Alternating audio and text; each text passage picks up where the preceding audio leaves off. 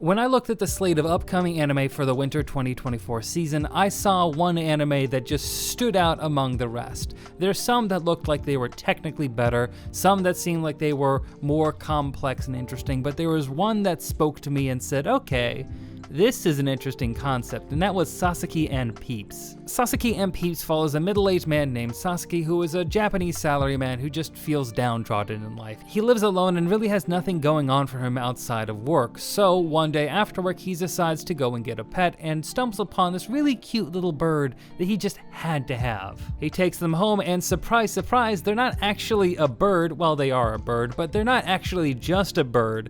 They're also a secret star mage, reborn from another world. That's right, this is a reverse isekai, kind of. This bird still has a wide range of magical powers that they were a master of in their previous world, and they decide to take Sasaki on an adventure to their old world, returning back to the world that Peeps had originated from, making this an actual normal isekai. But at the same time, Sasaki and Peeps can return home at any time they wish, making this one of those isekai where you can jump back and forth in between worlds and just do whatever. The whatever that they decide to do though is that Sasaki is going to learn magic from Peeps. They are learning some basic spells and incantations, and also they're going to take items you can pick up in any normal convenience store in Japan and bring them over to the other world to sell at an enormous profit because their quality is just so much better than anyone else can manage in this fantasy world, as well as bringing a number of technological advancements like binoculars or walkie-talkies. Now that seems like an interesting premise on its own, especially with Sasaki's wide range of experience with the normal Japanese business world, understanding how business works and the best way to maintain relationships and build relationships in a professional setting. This again is one of the things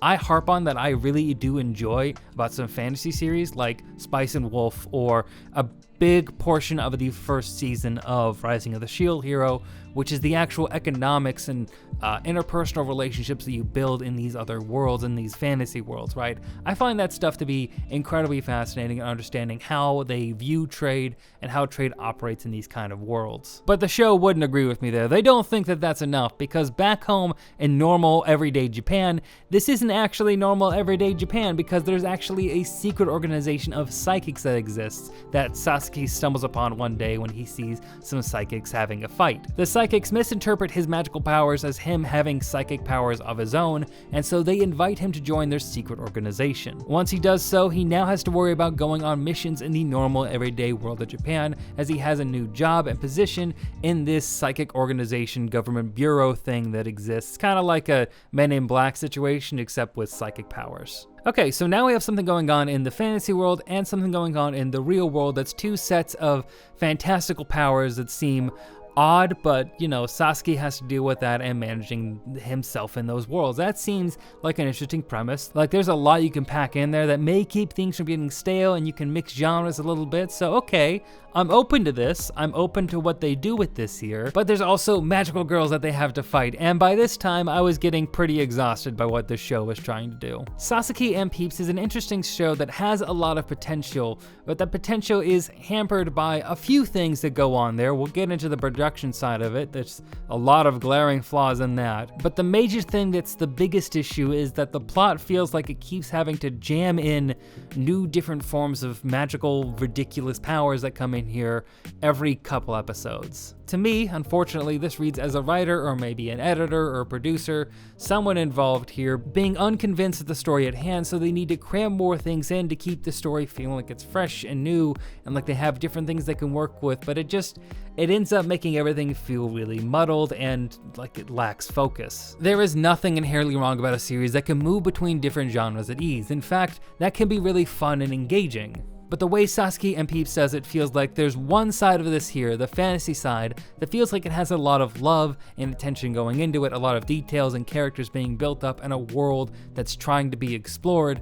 And then there's the Esper and magical girl side of it, which feels just unfinished and kind of rushed. I don't quite understand the point of it for the most part. The point of a story like Sasaki and Peeps is that its main character, the middle-aged Sasaki, does not have to face the fact that he is too old to do anything new. He's not. He can go out there and do exciting new things. Just because he's older doesn't mean that he has to remain in place, or doesn't mean that he has to think that his life is over. And that perspective and that side of the story is what's the focus of those fantasy aspects, because in this world, it's Sasaki learning and using his ability to understand business relations, to improve trade, to build himself into this world, and to make friends with the aristocracy, and, you know, become a more wealthy trader, and then using his funds that he gets from the trading to bring back into the normal world, and how he functions in trying to get more products to sell into the other world to get more gold that he can take back to his world and build himself a nice comfortable life, even though he still lives out of a studio apartment. This character's self-actualization all comes from the fact that they are engaging in an entirely new world where they can truly feel free of the oppressive systems of modern day Japan.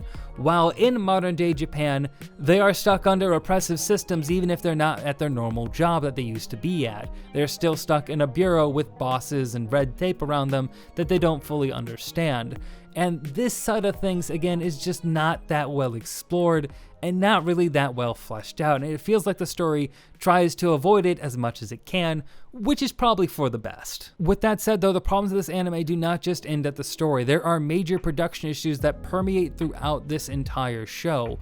One of the major ones being that action is really bland. This is not inspiring work by any degree. It's not the worst I've ever seen, of course. Most images are on model and well colored. It's just the fact that most of these are just still images, that there's not a lot of exciting things going on here, and some characters just look bafflingly weird. And the anime being uninspired, that's fine. I can take that. I like a lot of retro anime, and you're gonna get a lot of that here when you watch older anime as well, so that's not really the biggest issue I have. The main issue comes, which is in the last 3 episodes is really a prominent issue, but it's been an issue in other things. The sound mixing is terrible. The last 3 episodes, especially that I've seen, episode 11, 10, and 9, it feels like the background music is always louder than the actual dialogue track, which is not what you want at all. It drowns out the actual dialogue a lot, which isn't a problem for me because of course I watch with subtitles, but you know, if you're a natural Japanese speaker, this is going to be a problem, and it's really distracting when you're watching it because it's really jarring and noticeable when the background music suddenly drops and cuts out. Now, this happens normally in a lot of different anime, and most people don't even notice it because the background music is behind the dialogue audio. You don't really, it's not supposed to be the first thing that you hear, it's just something that fades out that you don't really notice. Because it's so far in front of the dialogue, because it's louder than the dialogue in a lot of scenes, when it cuts out, it just feels so, it feels like a record scratch. It's like, what was that? What is going on? How does this happen? How does an audio mix-up like this happen? How does it get to print? How does it get put on Crunchyroll 3 weeks in a row? This was not an issue in the previous weeks. I'm really interested to see what happens when these episodes get dubbed. I'm gonna rewatch it later and see, did they actually fix this in the dubbing? Because I feel like they would have more ability to fix this in the dubbing. It's just so weird that this would happen. It makes no sense. This to me is a completely unexcusable error and made these episodes really difficult to watch, but there's also the fact that sound effects this are generally pretty lackluster. Like there's this one scene of Sasuke having a barrier up against a whole bunch of machine guns, and it just sounds like rain hitting the top of a roof. It feels like it's just a muffled impact. It's weird. It doesn't have any kind of meat or punch to it. The same thing is true whenever Peeps or anyone else is having a magical fight. The sound effects just feel so, it doesn't feel like anyone put a lot of effort into this. And I hate saying that. I hate questioning the effort of people in the anime industry because I know how tough that industry is and how breakneck it is, and there's a number of things that can come up here, a number of parts of crunch that can make this so it's just hard to be able to actually like get everything done and put it out there, and I get that. And judging by the audio problems, there's definitely something going on in the production here where their audio staff is not able to work effectively, but it just is, it's unacceptable. It makes every scene just feel like where you're supposed to have actual impact or any kind of excitement. Audio is so crucial for action to actually work, whether you're live action or whether you're in animation.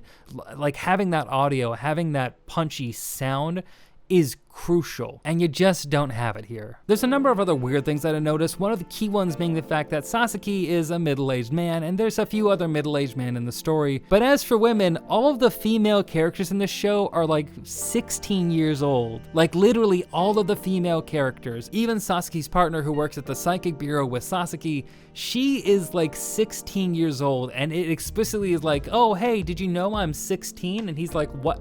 Why are you working in this? What are you talking about? Why are you 16? And she's like, I just am. You gotta deal with it. And I'm like, okay, why? Why is that a thing? And then there's other characters like Shizuka, who looks like she's in middle school or at best like 15 years old. There's Elsa, a child of a noble woman from the fantasy world who constantly wants to be around Sasaki, and she is also a child.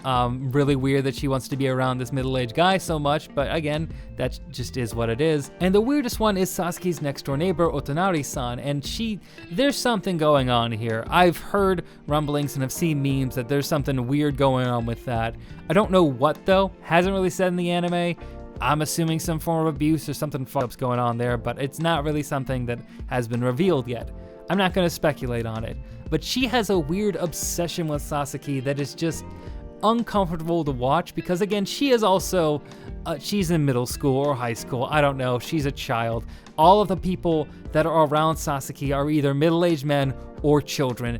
It's weird. I don't know why every female character is a child. Like you'd think that for a character in their 40s, you would put like another woman around who's like in her 30s at least, or like late 20s even. Like I know that anime's not gonna do this. I'm begging anime, just make them not 16. Just make them like 25 or something. Just try to be normal. Why is that a thing you made the choice to do? Also, I don't have much to say about the opening theme. It's pretty basic, pretty normal, what you would expect from a series like this, but the ending theme is nightmare fuel. I don't know what is going on here. This animation is so weird. It feels like the Game of Life game from like the early 2000s. Like these heads are so big and unnatural, and the animation is so bizarre. Like it feels like a fever dream. Like someone had an idea, you know, someone like had a vision here, and like that's fine, but that should have stayed in your fever dream, man.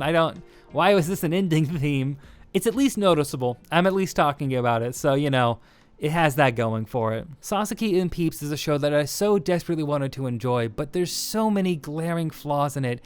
It's a show that just feels like it didn't have enough steam to really continue on with its story of having a middle-aged man win his pet bird who has magical powers, going to and from a magical world and building up a trade empire and getting involved in the politics of the fantasy world and just doing something with that, you know, just that concept alone. I think it could have done something there, but they kept adding things on top of it that took away from that story, and it just, even when they focus on the main story, it also just feels like they're kind of just losing steam and not sure where to go, and it kind of just treads water a little bit. It's unfortunate. It really is unfortunate. And the production issues just make it so it's a show that I really just can't recommend to anybody because, my God, how do you mess up audio that bad? Again, the animation being uninspiring, I get that, it happens. It's not the most glaring crime you can have, but my God, the audio issues just, they get me. Those really get me. So unfortunately, this is not a show I can recommend. Maybe the light novel's better, though I don't have a lot of hope in that because, again, the story here is also a major problem. So I don't know. There's a lot of other things that are out right now that would probably be more worth your time, especially if you're looking for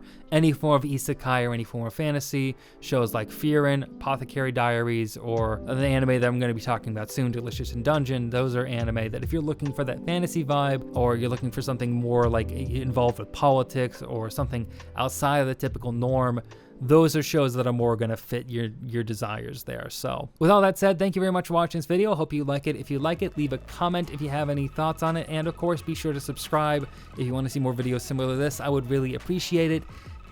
The subscriptions mean a lot to me. So thank you very much again. I hope you have a great day, a great night, or whatever it is you're having, and stay rad.